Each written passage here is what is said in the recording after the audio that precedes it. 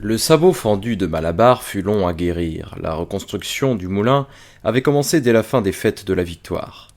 Malabar refusa de prendre un seul jour de repos, et il se faisait un point d'honneur de ne pas montrer qu'il souffrait.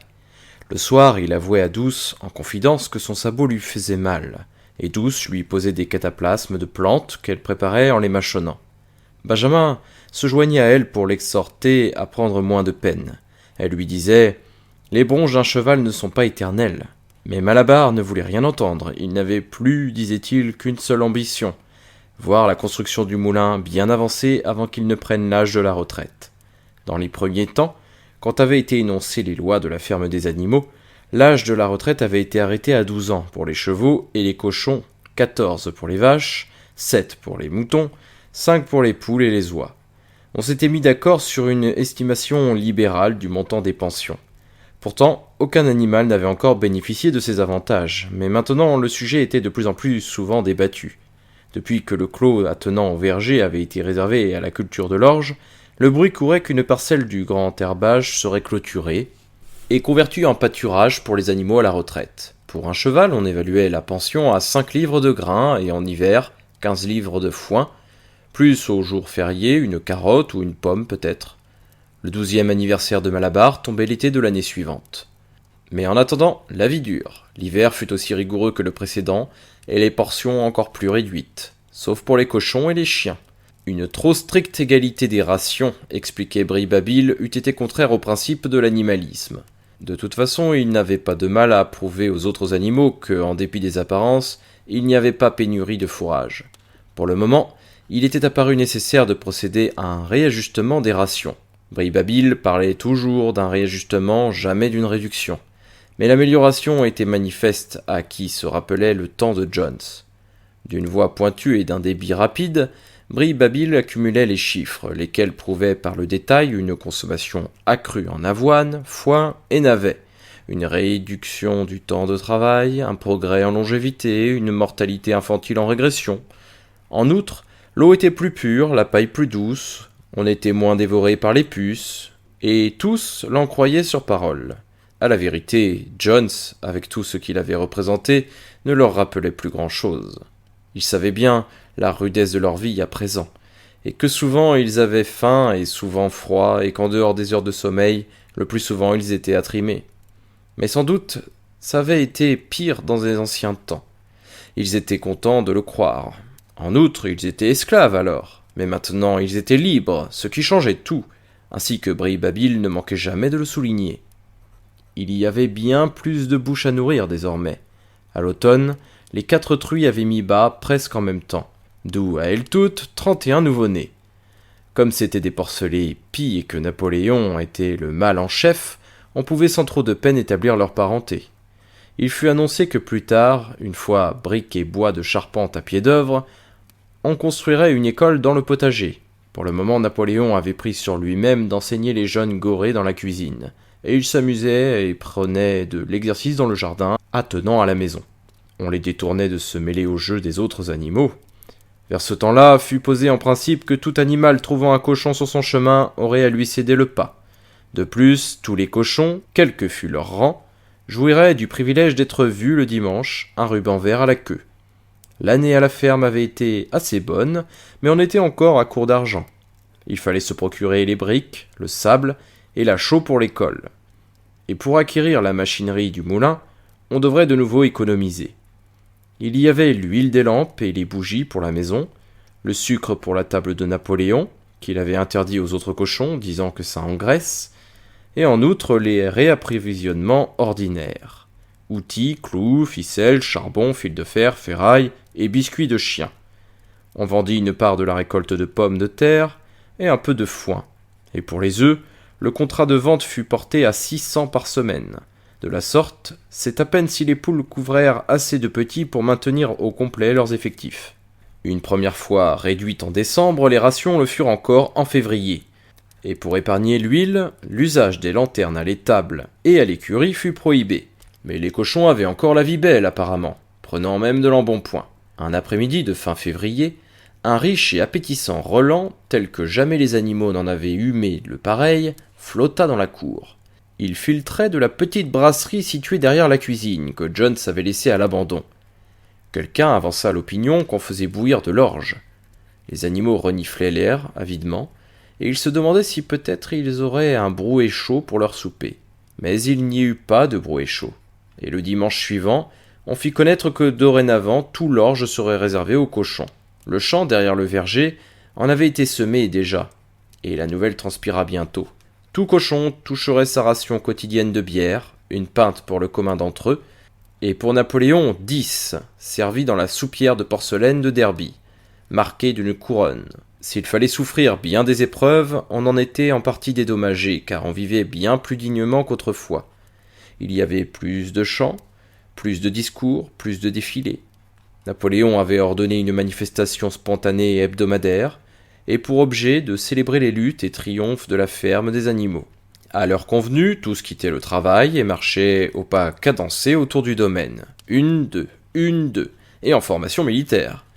Les cochons allaient devant, puis c'était dans l'ordre les chevaux, les vaches, les moutons, enfin la menue volaille. Les chiens se tenaient en serre-file. Tout en tête du cortège avançait le petit coq noir. À eux deux, Malabar et Douce portaient haut une bannière verte frappée de la corne et du sabot, avec cette inscription « Vive le camarade Napoléon !» Après quoi étaient récités des poèmes en l'honneur de Napoléon, puis Bri-Babil prononçait un discours nourri des dernières nouvelles, faisant état d'une production accrue en biens de consommation, et de temps en temps on tirait un coup de fusil. À ces manifestations spontanées, les moutons prenaient part avec une ferveur inégalée. Quelque animal venait-il à se plaindre, comme il arrivait à des audacieux loin des cochons et des chiens, que tout cela était perte de temps, et qu'ils faisaient le pied de grue dans le froid, les moutons, chaque fois, leur imposaient le silence, de leur bêlement formidable. Mais à tout prendre, les animaux trouvaient plaisir à ces célébrations. Ils étaient confortés dans l'idée d'être leurs propres maîtres, après tout, et ainsi d'œuvrer à leur propre bien. Ainsi, grâce aux chants et défilés, et aux chiffres et sommes de Brisbabille, et aux fusils qui tonnent, et au cocorico du coquelet et au drapeau au vent, ils pouvaient oublier un temps qu'ils avaient le ventre creux. En avril, la ferme des animaux fut proclamée république et l'on dut élire un président. Il n'y eut qu'un candidat, Napoléon, qui fut unanimement plébiscité. Ce même jour, on apprit que la collusion de Boule de Neige avec Jones était étayée sur des preuves nouvelles. Lors de la bataille de l'étable, Boule de Neige ne s'en était pas tenu, comme les animaux l'avaient cru d'abord, à tenter de les conduire à leur perte au moyen d'un stratagème. Non. Boule de Neige avait ouvertement combattu dans les rangs de Jones. De fait, c'était lui qui avait pris la tête des forces humaines, et il était monté à l'assaut au cri de « Vive l'humanité !» Et ses blessures à l'échine, que quelques animaux se rappelaient lui avoir vues, elles lui avaient été infligées des dents de Napoléon. Au cœur de l'été, le corbeau Moïse refit soudain son apparition, après des années d'absence. Et c'était toujours le même oiseau, n'en fichant pas une rame, et chantant les louanges de la montagne de sucre candi, tout comme au temps du bon temps. Il se perchait sur une souche et battait des ailes qu'il avait noires, et des heures durant il palabrait à la cantonade. Là-haut, camarade, affirmait-il d'un ton solennel en pointant vers le ciel son bec imposant, de l'autre côté du nuage sombre, là se trouve la montagne de sucre candi. C'est l'heureuse contrée où, pauvres animaux que nous sommes, nous nous reposerons à jamais de nos peines. Il allait jusqu'à prétendre s'y être posé un jour qu'il avait volé très très haut. Et là, il avait vu, à l'en croire, un gâteau tout rond, fait de bonnes graines, comme les animaux n'en mangent pas beaucoup en ce bas monde, et des morceaux de sucre qui poussent à même les haies, et jusqu'aux champs de trèfle éternel. Bien des animaux l'en croyaient. Nos vies présentes, se disait-il, sont vouées à la peine et à la faim. Qu'un monde meilleur dût exister quelque part, cela n'est-il pas équitable et juste? Mais ce qu'il n'était pas facile d'expliquer, c'était l'attitude des cochons à l'égard de Moïse. Ils étaient unanimes à proclamer leur mépris pour la montagne de sucre candi et toutes les fables de cette farine, et pourtant le laissaient feignanter à la ferme, et même lui allouaient un boc de bière quotidien. Son sabot guéri, Malabar travailla plus dur que jamais. À la vérité, cette année-là, tous les animaux peinèrent comme des esclaves. Outre le contraignant train-train de la ferme, il y avait la construction du nouveau moulin, et celle de l'école des jeunes gorées, Quelquefois, leur long labeur, avec cette nourriture insuffisante, les épuisait, mais Malabar, lui, ne faiblissait jamais. Il n'avait plus ses forces d'autrefois, mais rien dans ses faits et gestes ne le trahissait. Seule son apparence avait un peu changé. Sa robe était moins luisante, ses reins semblaient se creuser. Malabar va se requinquer avec l'herbe du printemps, disaient les autres. Mais ce fut le printemps, et Malabar ne reprit pas de poids. Parfois, sur la pente qui conduit en haut de la carrière, à le voir bander ses muscles sous le fait d'un énorme bloc de pierre, on aurait dit que rien ne le retenait debout que la volonté. À ces moments-là, on lisait sur ses lèvres sa devise « Je travaillerai plus dur ». Mais la voix lui manquait. Une fois encore, Douce et Benjamin lui dirent de faire attention à sa santé, mais lui n'en faisait toujours qu'à sa tête. Son 12e anniversaire était proche, et bien n'advienne que pourra, pourvu qu'avant de prendre sa retraite, il ait rassemblé un tas de pierres bien conséquent. Tard, un soir d'été, tout d'un coup, une rumeur fit le tour de la ferme. Quelque chose était arrivé à Malabar. Il était allé tout seul pour traîner jusqu'au moulin, encore une charretée de pierres, et bel et bien la rumeur disait vrai. Quelques minutes ne s'étaient pas écoulées que des pigeons se précipitaient avec la nouvelle. Malabar est tombé, il est couché sur le flanc et ne peut plus se relever. Près de la moitié des animaux coururent au mamelon où se dressait le moulin. Malabar gisait là, étendu entre les brancards de la charrette, les flancs gluants de sueur, tirant sur l'encolure et le regard vitreux, incapable même de redresser la tête. Un mince filet de sang lui était venu à la bouche. Douce se mit à genoux à côté de lui. « Malabar !» s'écria-t-elle. « Comment te sens-tu »« C'est les bronches » balbutia Malabar. « Ça ne fait rien, je crois que vous serez en mesure de finir le moulin. Sans moi. Il y a un tas de pierres bien conséquent. Je n'avais plus qu'un mois de travail devant moi, de toute façon. Et pour tout te dire, j'avais hâte de prendre ma retraite. Et comme Benjamin se fait vieux, peut-être que lui aussi ils le laisseront prendre sa retraite pour me tenir compagnie. Il faut qu'on t'aide tout de suite, dit Douce. Vite, que quelqu'un prévienne Brille-Babil. Sans plus attendre, les animaux regagnèrent la ferme au grand galop pour porter la nouvelle à Brille-Babil. Douce resta seule sur place avec Benjamin qui, sans un mot, s'étendit à côté de Malabar, et de sa longue queue se mit à chasser les mouches qui l'embêtaient. Un quart d'heure plus tard, à peu près, Brille-Babil se présenta plein de sollicitude. Il déclara que le camarade Napoléon avait appris avec la plus profonde affliction le malheur survenu à l'un des plus fidèles serviteurs de la ferme, et que déjà il prenait ses dispositions pour le faire soigner à l'hôpital de Wellington. À ces mots, les animaux ne se sentirent pas trop rassurés. À part Luby et Boule de Neige, jusque-là, aucun animal n'avait quitté la ferme, et l'idée de remettre leur camarade malade entre les mains des hommes ne leur disait rien du tout. Néanmoins, Brille-Babil les rassura vite. Le vétérinaire de Wellington s'occuperait de Malabar bien mieux qu'on ne l'aurait pu à la ferme.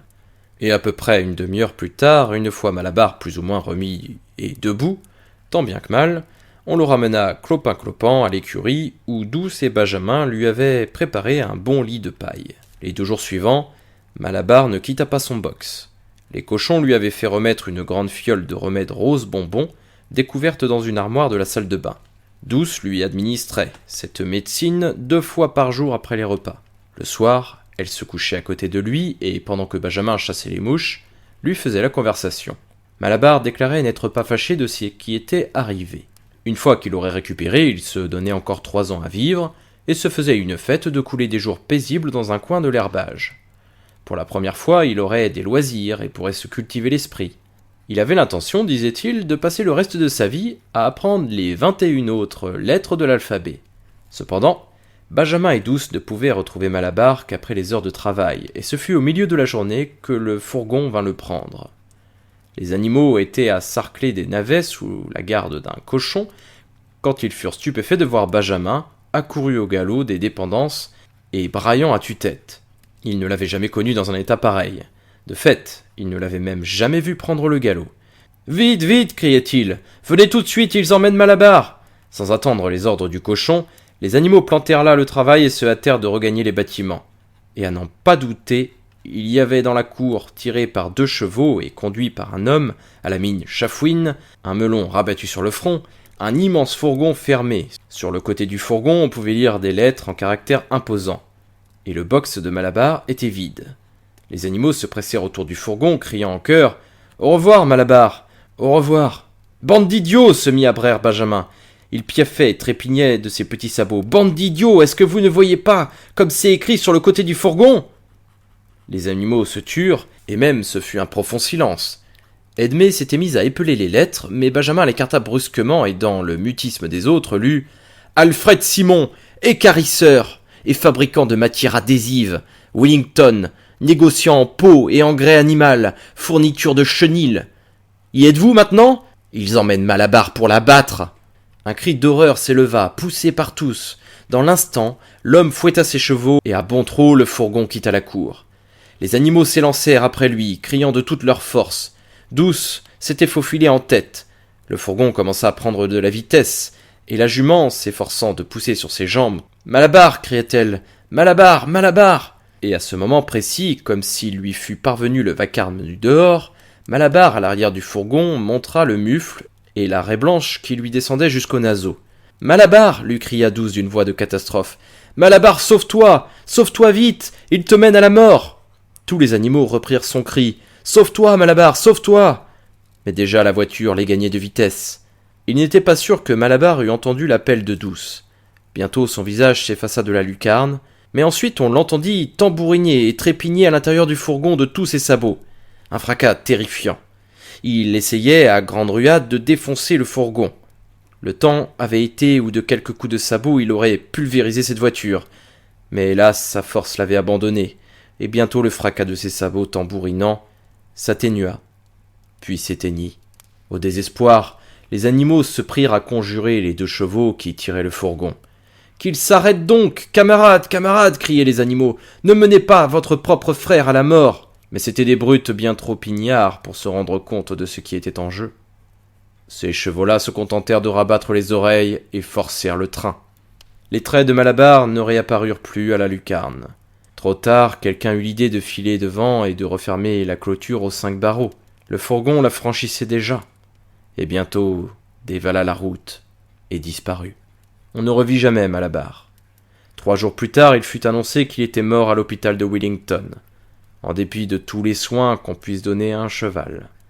C'est Brille-Babil qui annonça la nouvelle. Il était là, dit-il, lors des derniers moments. « Le spectacle le plus émouvant que j'ai jamais vu, déclara-t-il. J'étais à son chevet tout à la fin, et comme il était trop faible pour parler, il m'a confié à l'oreille son unique chagrin, qui était de rendre l'âme avant d'avoir vu le moulin achevé. « En avant, camarades, disait-il dans son dernier souffle. En avant au nom du soulèvement. Vive la ferme des animaux, vive le camarade Napoléon. Napoléon ne se trompe jamais.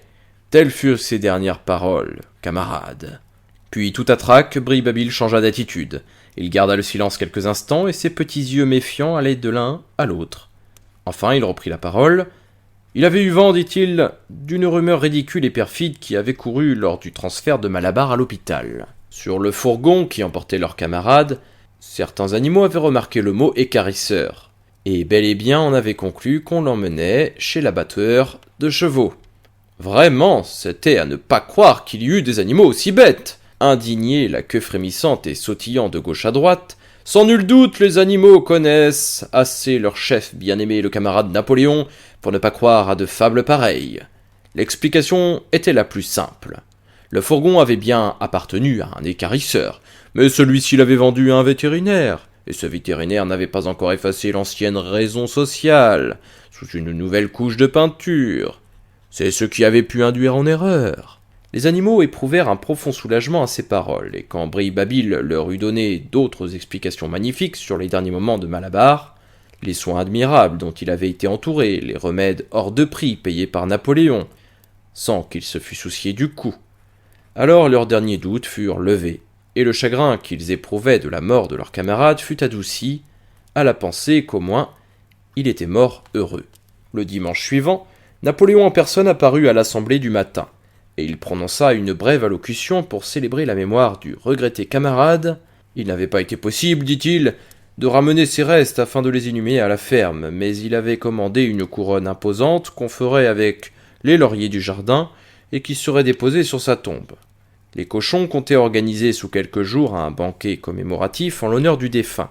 Napoléon termina son oraison funèbre en rappelant les 2 maximes préférées de Malabar. « Je vais travailler plus dur » et Le camarade Napoléon ne se trompe jamais. Maxime, ajouta-t-il, que tout animal gagnerait à faire sienne. Au jour fixé du banquet, une camionnette d'épicier vint de Wellington livrer à la maison une grande caisse à claire-voie.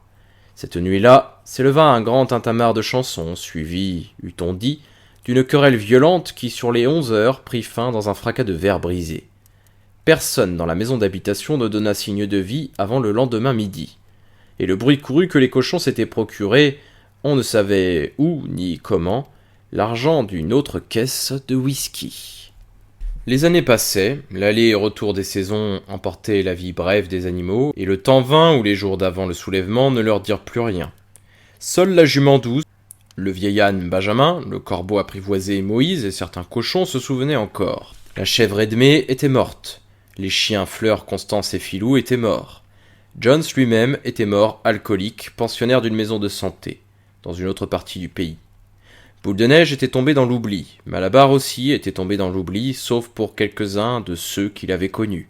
Douce était maintenant une vieille jument aux membres perclus et aux yeux chassieux. Elle avait dépassé de 2 ans la limite d'âge des travailleurs. Mais en fait, jamais un animal n'avait profité de la retraite. Depuis belle lurette, on ne parlait plus de réserver un coin aux animaux sur le retour. Napoléon était un cochon d'âge avancé et pesait 150 kilos. Et Brille-Babil, si bouffi de graisse que c'est à peine s'il pouvait entr'ouvrir les yeux. Seul le vieux Benjamin était resté le même, à part le mufle un peu grisonnant et, depuis la mort de Malabar, un caractère plus que jamais revêche et taciturne. Désormais, les animaux étaient bien plus nombreux, quoique sans s'être multipliés autant qu'on l'avait craint dans les premiers jours. Beaucoup étaient nés pour qui le soulèvement n'était qu'une tradition sans éclat, du bouche à oreille. D'autres avaient été achetés, qui jamais n'en avaient ouï parler avant leur arrivée sur les lieux. En plus de Douce, il y avait maintenant 3 chevaux à la ferme. Des animaux bien pris et bien campés, aimant le travail et bons compagnons. Mais tout à fait bornés.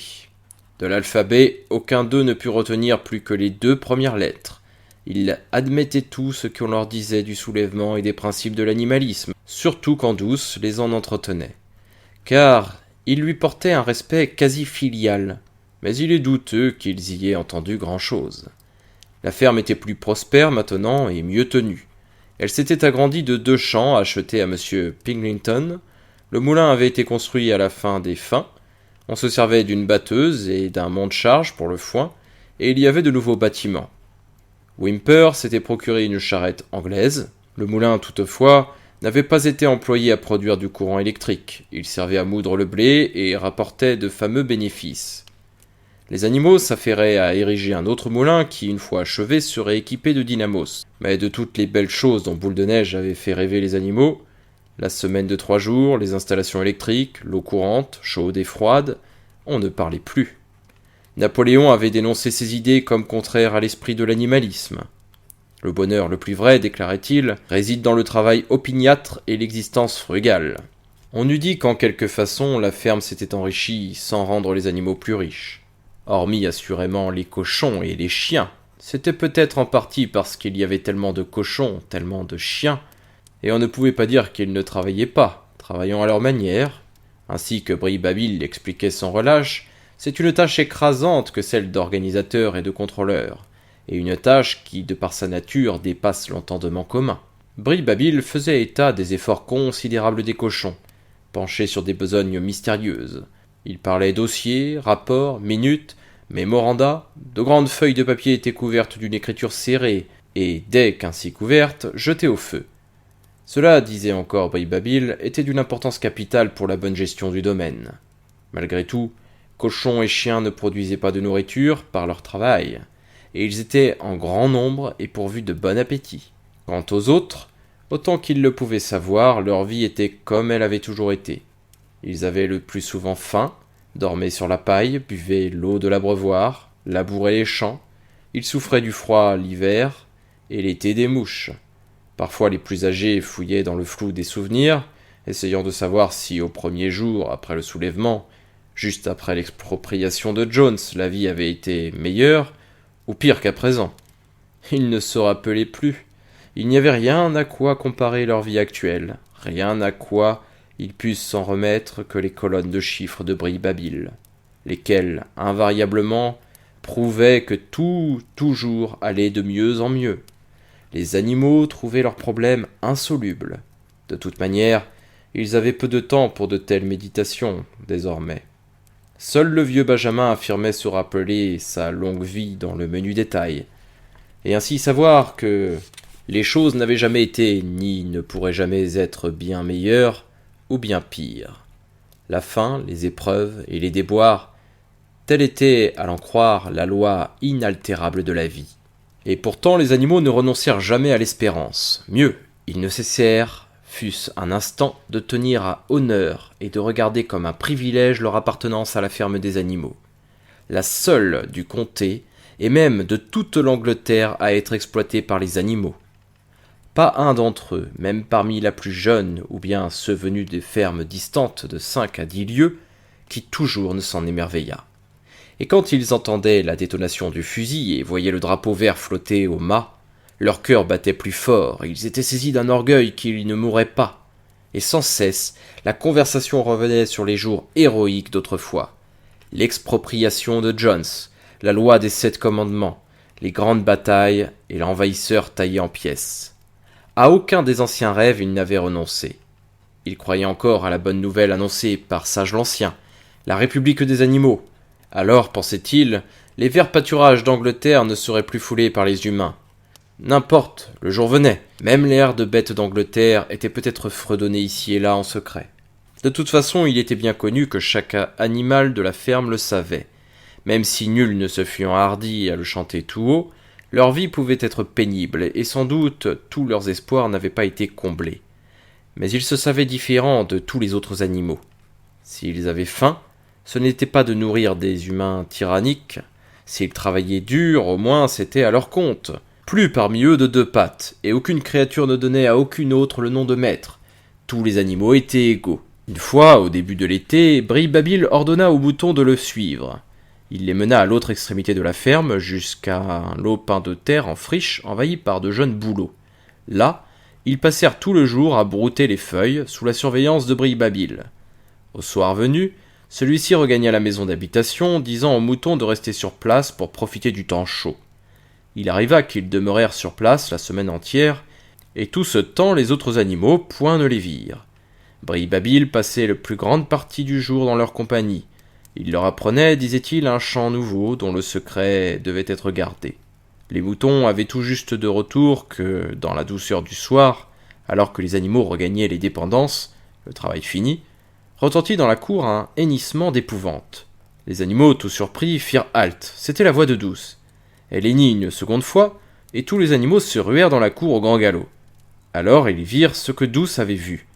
Un cochon qui marchait sur ses pattes de derrière. Et oui, c'était Brille-Babil, un peu gauchement et peu accoutumé à supporter sa forte corpulence dans cette position, mais tout de même en parfait équilibre. Brille-Babil déambulait à pas comptés, traversait la cour. Un peu plus tard, une longue file de cochons sortit de la maison, et tous avançaient sur leurs pattes de derrière. Certains s'en tiraient mieux que d'autres, et un ou deux, un peu chancelants, se seraient bien trouvés d'une canne, mais tous réussirent à faire le tour de la cour sans encombre. À la fin, ce furent les aboiements formidables des chiens et l'ardent cocorico du petit coq. Et l'on vit s'avancer Napoléon lui-même, tout redressé et majestueux, jetant de droite et de gauche des regards hautains, les chiens gambadant autour de sa personne. Il tenait un fouet dans sa patte. Ce fut un silence de mort. Abasourdis et terrifiés, les animaux se serraient les uns contre les autres, suivant des yeux le long cortège des cochons, avec lenteur, défilant autour de la cour. C'était comme le monde à l'envers. Tous les moutons en chœur se prirent à bêler de toute leur force. 4 pattes, bon. 2 pattes, mieux. 4 pattes, bon. 2 pattes, mieux. Ils bêlèrent ainsi 5 bonnes minutes durant, et quand ils se turent, aux autres échappa l'occasion de protester, car le cortège des cochons avait regagné la résidence. Benjamin sentit des naseaux contre son épaule, comme d'un animal en peine qui aurait voulu lui parler. C'était Douce. Ses vieux yeux avaient l'air plus perdus que jamais. Sans un mot, elle tira Benjamin par la crinière, doucement, et l'entraîna jusqu'au fond de la grange où les 7 commandements étaient inscrits. 1 minute ou 2, ils fixèrent le mur goudronné aux lettres blanches. Douce finit par dire « Ma vue baisse ». Même au temps de ma jeunesse, je n'aurais pas pu lire comme c'est écrit. Mais on dirait que le mur n'est plus tout à fait le même. Benjamin, les 7 commandements sont-ils toujours comme autrefois ? Benjamin, pour une fois, consentant à rompre avec ses principes, lui lut ce qui était écrit sur le mur. Il n'y avait plus maintenant qu'un seul commandement.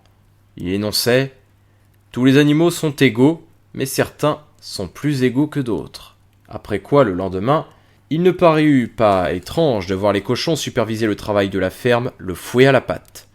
Il ne parut pas étrange d'apprendre qu'il s'était procuré un poste de radio, faisait installer le téléphone et s'était abonné à des journaux, des hebdomadaires rigolos et un quotidien populaire. Il ne parut pas étrange de rencontrer Napoléon faire un tour de jardin, la pipe à la bouche. Non plus que de voir les cochons endosser les vêtements de M. Jones, tirés de l'armoire. Napoléon lui-même se montra en veston noir, en culotte, pour la chasse aux rats et guêtres de cuir, accompagné de sa truite favorite, dans une robe de soie moirée, celle que Mrs. Jones portait les dimanches. Un après-midi de la semaine suivante, plusieurs charrettes anglaises se présentèrent à la ferme. Une délégation de fermiers du voisinage avait été invitée à visiter le domaine. On leur fit inspecter toute l'exploitation, et elle les trouva en tout admiratifs, mais le moulin fut ce qu'ils apprécièrent le plus. Les animaux désherbaient un champ de navets, ils travaillaient avec empressement, osant à peine lever la tête, et ne sachant des cochons et des visiteurs lesquels redoutaient le plus. Ce soir-là, on entendit, venus de la maison, des couplets braillés et des explosions de rire. Et au tumulte de ces voix entremêlées, tout à coup, les animaux saisis de curiosité. Que pouvait-il bien se passer là-bas ? Pour la première fois, hommes et animaux se rencontraient sur un pied d'égalité. D'un commun accord, ils se glissèrent à pas feutrés vers le jardin. Ils font halte à la barrière, un peu effrayés de leur propre audace, mais Douce montrait le chemin, puis sur la pointe des pattes, avancent vers la maison. Et ceux qui d'entre eux sont assez grands hasardent, par la fenêtre de la salle à manger, un coup d'œil à l'intérieur. Et là, autour de la longue table se tiennent une douzaine de fermiers et une demi-douzaine de cochons entre les plus imminents. Napoléon lui-même préside. Il occupe la place d'honneur, au haut bout de la table. Les cochons ont l'air assis tout à leur aise. On a joué aux cartes, mais c'est fini maintenant. À l'évidence, un toast va être porté. On fait circuler un grand pichet de bière et chacun une nouvelle fois remplit sa chope. Personne n'a soupçonné l'ébahissement des animaux qui de la fenêtre voient ces choses. M. Pilkington de Foxwood s'était levé, chope en main.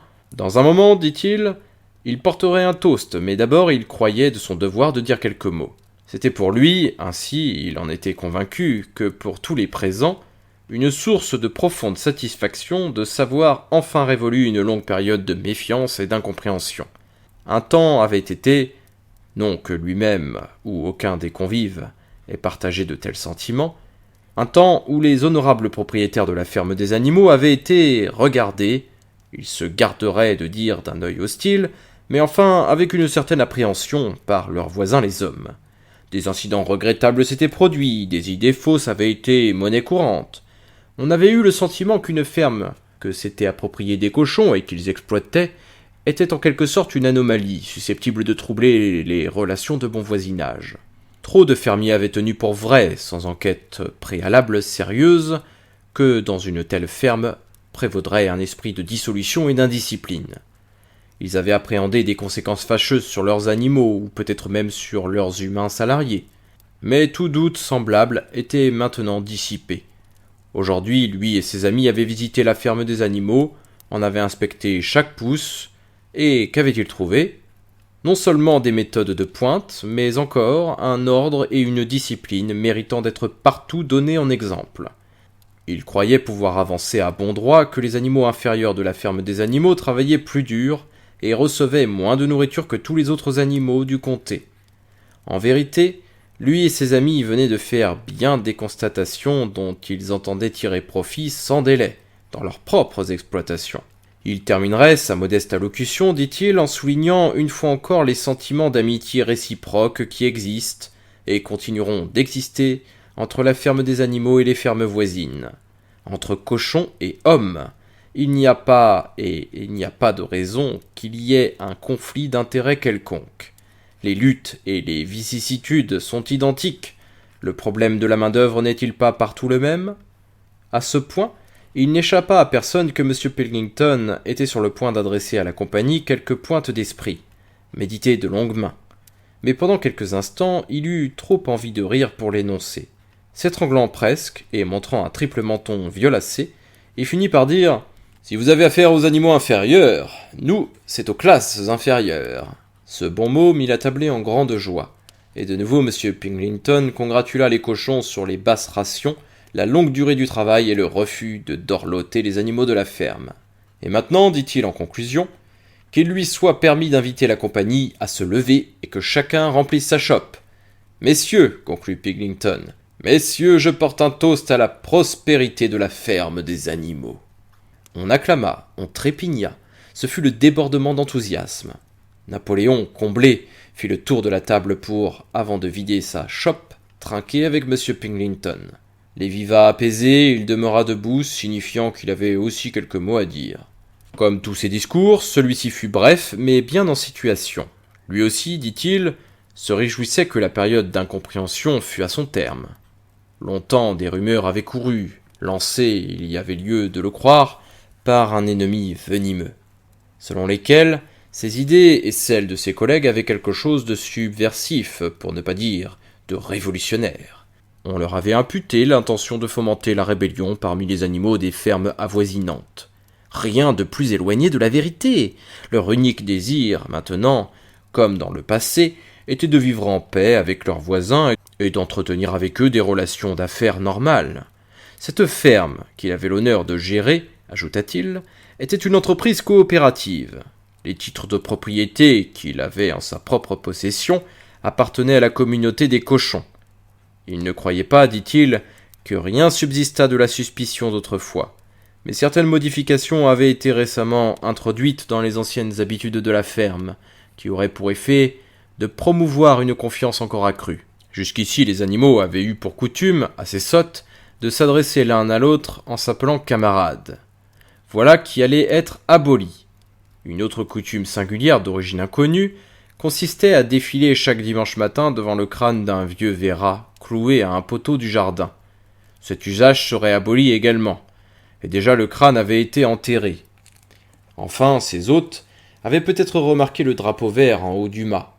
Si c'était le cas, alors ils avaient remarqué aussi que le sabot et la corne dont il était frappé naguère n'y figuraient plus.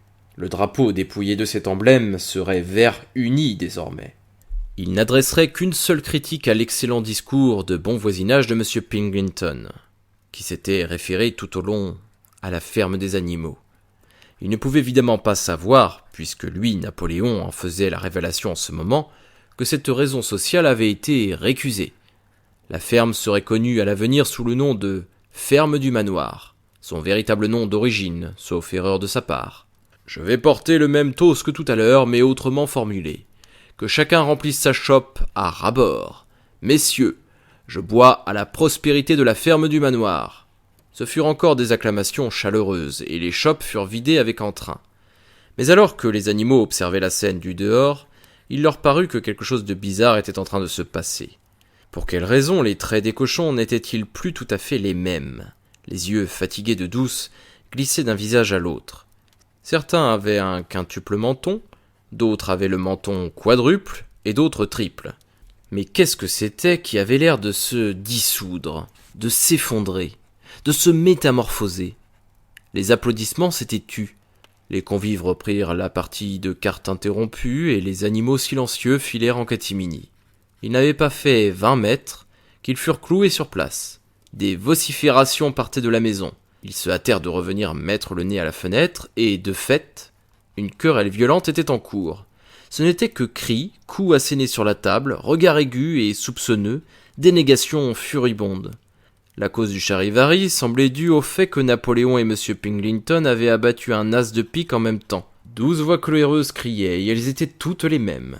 Il n'y avait plus maintenant à se faire de questions sur les traits altérés des cochons. Dehors, les yeux des animaux allaient du cochon à l'homme et de l'homme au cochon, et de nouveau du cochon à l'homme. Mais déjà il était impossible de dire lequel était lequel.